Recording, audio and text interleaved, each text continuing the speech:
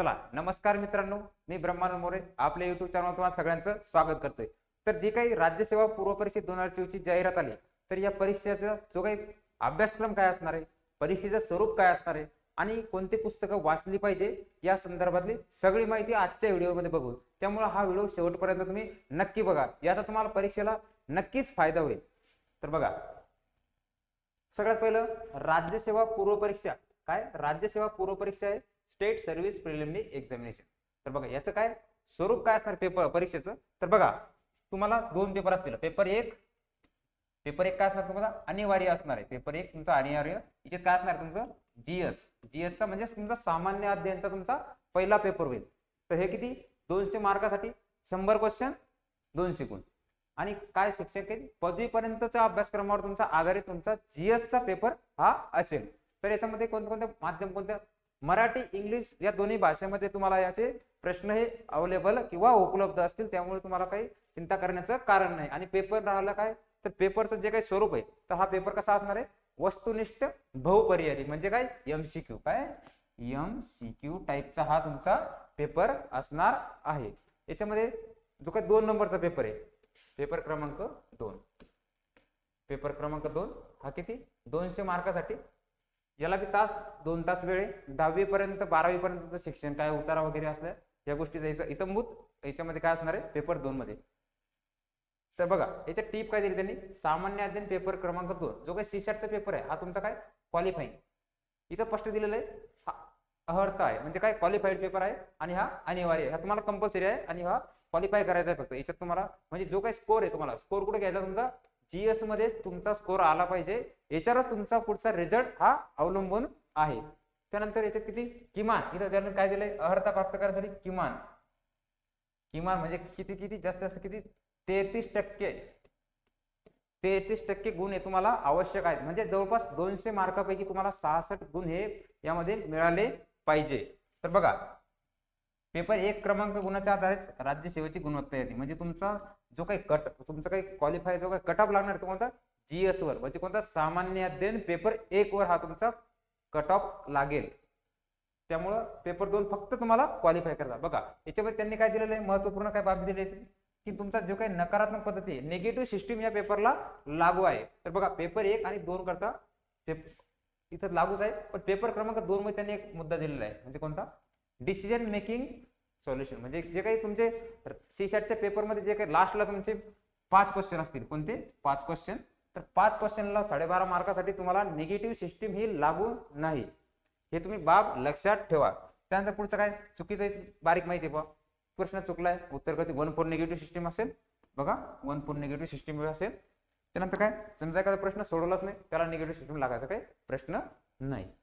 हे आहे परीक्षेचं स्वरूप। बघा याच्यामध्ये पुढचं काय आपला याचा मग अभ्यासक्रम काय, जीएस वर तुम्ही म्हणताय बघा कट ऑफ लागतोय, तर मग याचा अभ्यासक्रम नेमकं काय, तर बघा आयोगाचा अभ्यासक्रम काय आहे। तर याच्यामध्ये काय पेपर 1 जो पेपर दिला त्यांनी, तर पेपर 1 चा अभ्यासक्रम मध्ये तुम्हाला पहिला असणार आहे चालू घडामोडी। चालू घडामोडी तुम्हाला काय काय विचारतील, राज्याच्या घडामोडी, आंतरराष्ट्रीय व आंतरराष्ट्रीय म्हणजे काय कोणाच्या निवडणुका होतात, कोणी निवडणुकीत पाहुणे इकडे भेटीस येतात, एखाद्याला काही पुरस्कार दिले जातोय, तर या संदर्भात क्रीडापटू खेळ विषयक हे कशामध्ये, तर राज्य आणि आंतरराष्ट्रीय याच्या महत्वाच्या घडीवर तुम्हाला प्रश्न विचारला जाऊ शकतो। तर हे कोणतं आहे, हे चालू घडामोडी। दुसऱ्या नंतरचा काय आधुनिक भारताचा इतिहास, फक्त त्यांनी इथं काय दिले आधुनिक भारताचा म्हणजे फक्त भारताचा इतिहास। मग भारताच्या इतिहासामध्ये त्यांनी काय प्राचीन भारत काय, प्राचीन भारतामध्ये काय घडून गेलं, मध्ययुगीन मध्ये, त्यानंतर परत कोणतं आहे आधुनिक।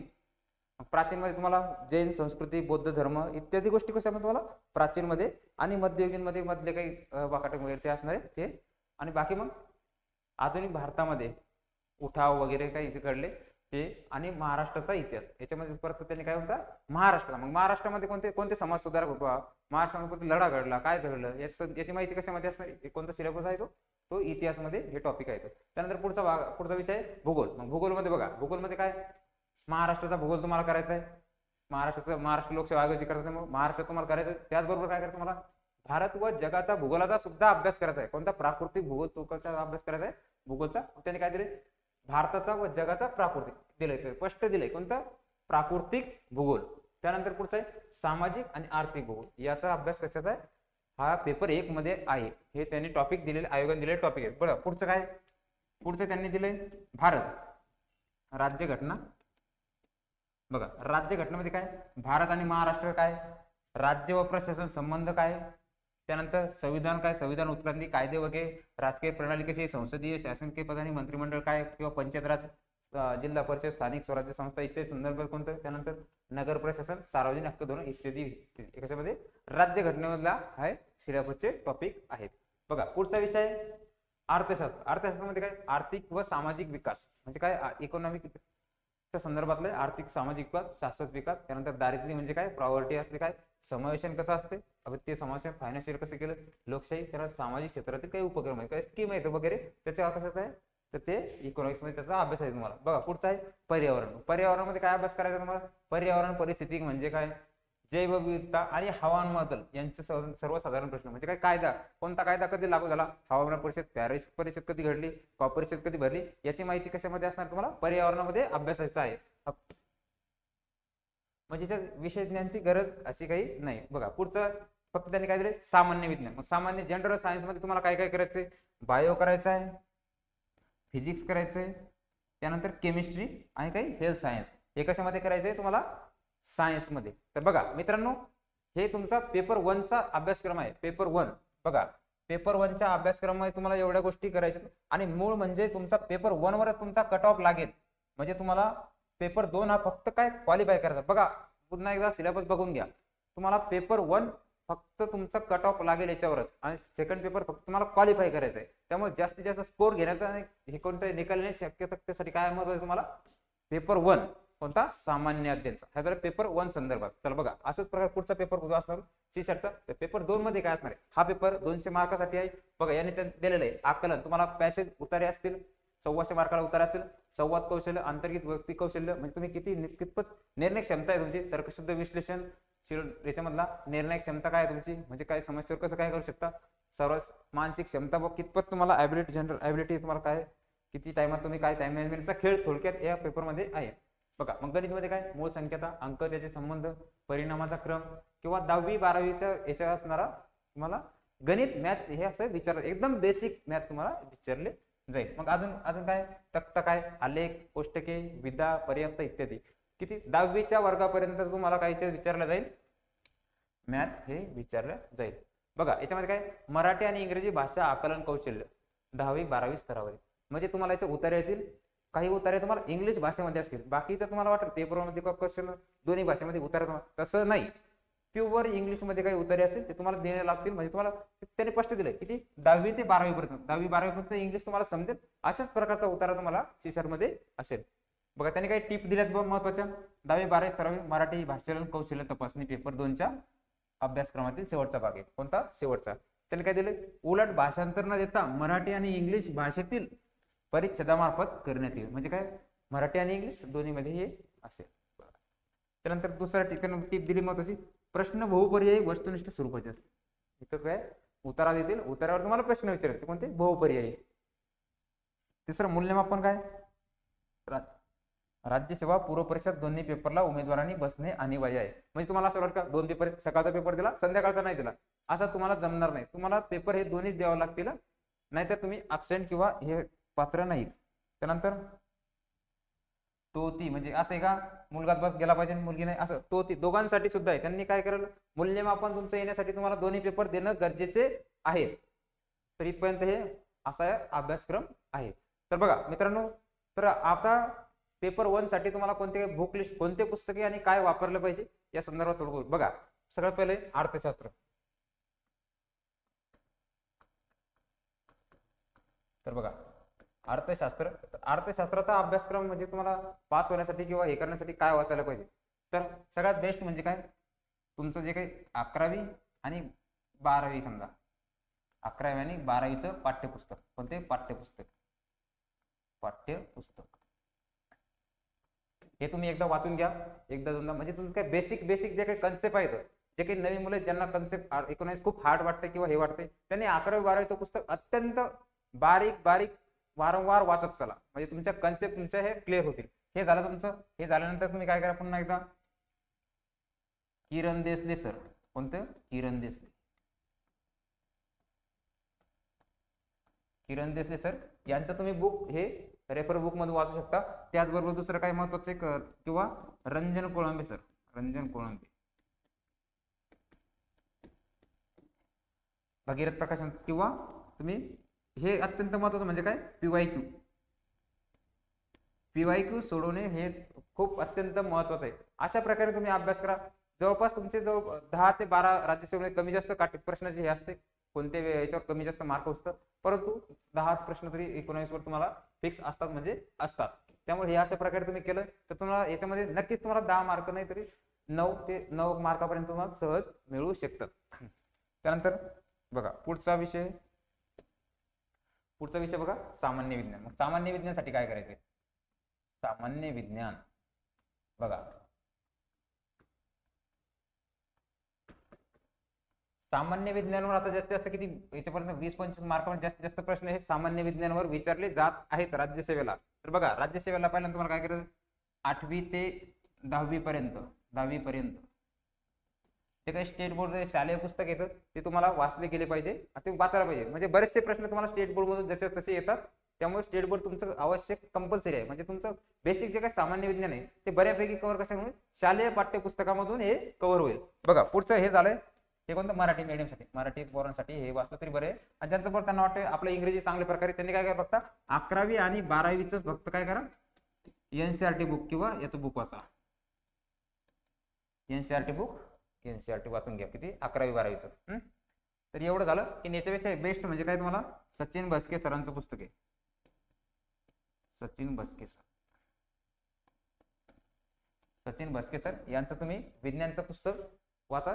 एकदम हे वरचे बाकी काही वाचायची गरज नाही. एकमेव असं दर्जेदार पुस्तक म्हणजे कोणतं, सचिन भस्के सरांचं विज्ञानाचं पुस्तक आहे. हे झाल्यानंतर काय तुम्ही एकदा PYQ मागचे PYQ बघा, कोणत्या टॉपिकवर जास्तीत जास्त प्रश्न विचारले जातात तेच टॉपिक तुम्ही जरा हे करा, फोकस करा. तर हे झालं विज्ञानासंदर्भात.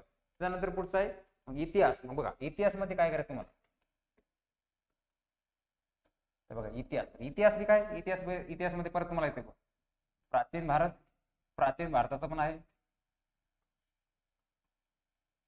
मध्ययुगीन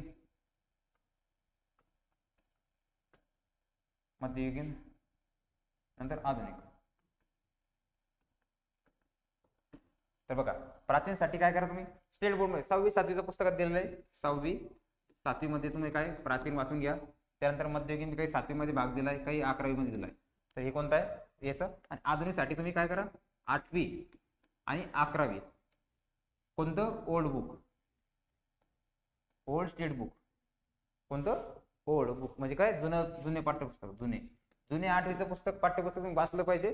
कंबाईन राज्यसेवेला अत्यंत महत्वपूर्ण आहे जुनं 11वीचं पुस्तक. हे झालं. त्यानंतर तुम्ही काय करा, प्राचीन साठी तुम्ही याचं पुस्तक वाचू शकता. कोणतं, RS शर्मा यांचं तुम्ही प्राचीन साठी पुस्तक हे वाचू शकता. याच्यात वाचलं तरी याच्यामध्ये होऊन जाईल.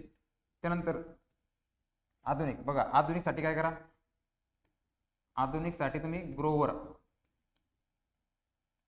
ग्रोवर आणि बेलेकर यांचं तुम्ही इतिहासाचं पुस्तक वाचा. त्यानंतर तुम्हाला किंवा समाधान महाजन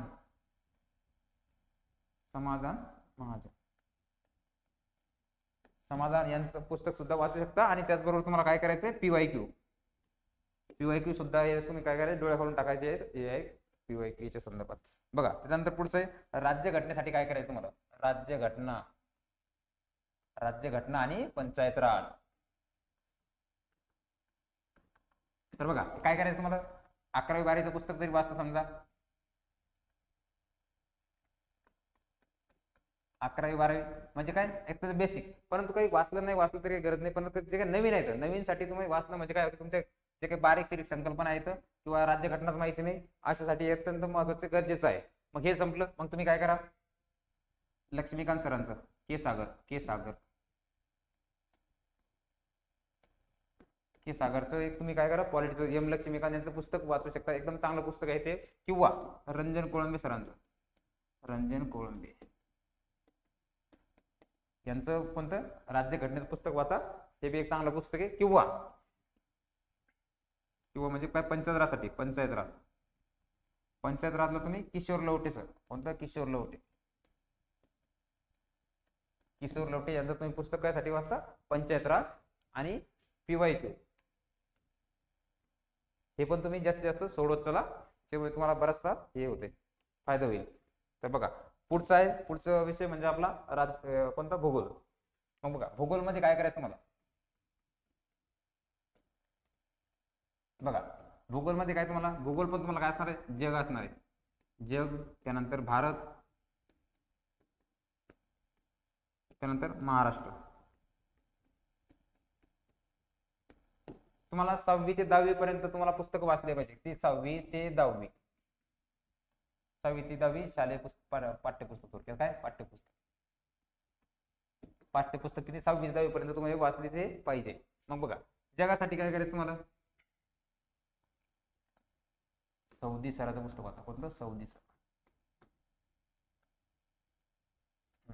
सौदी सरांचं तुम्ही पुस्तक हे कशासाठी, जगासाठी वाचा, सगळं त्याच्यामध्ये दिलेलं आहे. त्यानंतर भारतासाठी सुद्धा तुम्ही सौदी सरांचं पुस्तक वाचू शकता, आणि महाराष्ट्रासाठी चांगलं याच्यासाठी सर्वांसाठी कोणतं, सौदी सरांचं, किंवा महाराष्ट्रातील दुसरे दीपस्तंभ प्रकाशनचं पुस्तक आहे, दीपस्तंभ.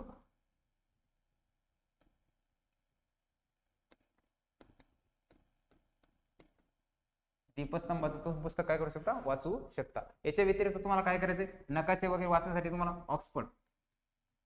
ऑक्सफर्डचा एक नकाशा घ्या, किंवा शालेय नकाशा घ्या, शालेय नवनीतचा, कोणता, नवनीत नकाशा. कोणत्या भूगोलाचा अभ्यास करताना तुम्हाला नकाशा तुम्हाला तुमच्याजवळ असणं गरजेचं आहे. नकाशा असल्याशिवाय तुम्हाला भूगोल काही हे होणार नाही. त्यानंतर PYQ प्रत्येकाला तुम्हाला प्रत्येक वेळेस तुम्हाला बघावंच लागतील हे केल्यानंतर. राहिलं पुढचं काय, पर्यावरण सुद्धा आहे. तर पर्यावरणला काय करायचं तुम्हाला, पर्यावरणला तुषार घोरपडे सर,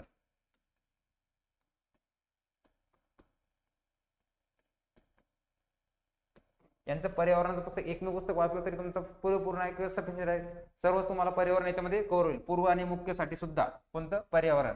मग याच्यानंतर मी काय करायचं, PYQ पाहून घ्यायचे बी, काय PYQ आले आतापर्यंत पर्यावरणावर, तर ते हे करा, कोणतं हे झालं पर्यावरण समजा.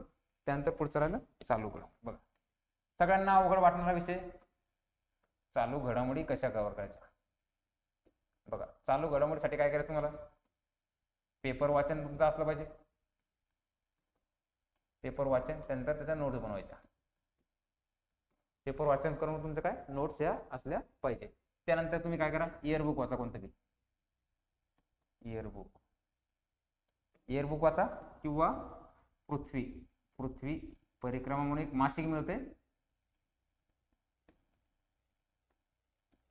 पृथ्वी परिक्रमा. तर पृथ्वी परिक्रमामध्ये तुमचं काय राज्यसेवेचं हे काय सगळं कव्हर होत जाईल, काय चालू घडामोडी. आणि चर्चित असणारे विषय तुम्ही लक्षात ठेवत चला, याच्यासाठी काही असं वेगळं काही वाचायची गरज नाही, याच्यावर तुमचं चालू घडामोडी चांगल्या प्रकारे कव्हर होतील. हे इथपर्यंत कोणते, GS 1 साठी सगळं कोणतं कुठपर्यंत झालंय, GS साठी, कोणतं GS पेपर 1 साठी ही बुक लिस्ट आहे, ही अत्यंत चांगली स्टँडर्ड बुक लिस्ट. त्यानंतर बघा पुढचं काय करायचं, पेपर 2 ला काय करायचं, पेपर 2 C-SAT ला काय करायचं तुम्हाला, मग पहिल्यांदा काय उतारा तुम्हाला असणार आहे. उतारा काय करायचं तुम्हाला, जे काही मागचे जे PYQ पेपर येतं, जे काही आतापर्यंत होऊन गेलेले आहेत 2013 पासून, बघा किती 2013 ते 2023 पर्यंत जेवढे काही आतापर्यंत पेपर झालेले सगळे पेपरचे तुम्ही उतारे वाचा, टाइम लावून उतारे सोडून बघा की तुम्ही किती मिनिटांमध्ये तुम्हाला उतारे सोडवून होतात. तर हे अत्यंत चांगलं आहे. तर बघा उतारा, त्यानंतर काय तुम्हाला PYQ, याच्यामध्ये काय PYQ मॅथचे सुद्धा, समजा मॅथ तुमचं जे काही मॅथ आहे, मॅथ रिजनिंग, तर मॅथ रिजनिंगचं बी तुम्हाला काय करायचंय, फक्त तुमचे मागचे PYQ बघायचे. आणि याच्या व्यतिरिक्त म्हणजे तुम्हाला काय करायचं, समजा वाचलं असतं काय करा, सचिन ढवळे सराचं पुस्तक तुम्ही वापरू शकता, सचिन ढवळे सर. आणि याचा काय करायचं तुम्हाला, जास्तीत जास्त सराव, म्हणजे दिवसातून तुम्ही 2 तास तुमचा सराव याचा असलाच पाहिजे. डेली तुमचा पेपर आहे पण तुमचा दररोज सराव कोणता असला पाहिजे, मॅथ रिजनिंगचा, कारण की याच्यावर हा पेपर तुमचा क्वालिफाय करणं गरजेचं आहे. तर मित्रांनो हे राज्यसेवेचा सिलेबस आणि बुक लिस्ट होती. तर आता नवीन भेटू लवकरच नवीन एका व्हिडिओमध्ये, तोपर्यंत धन्यवाद.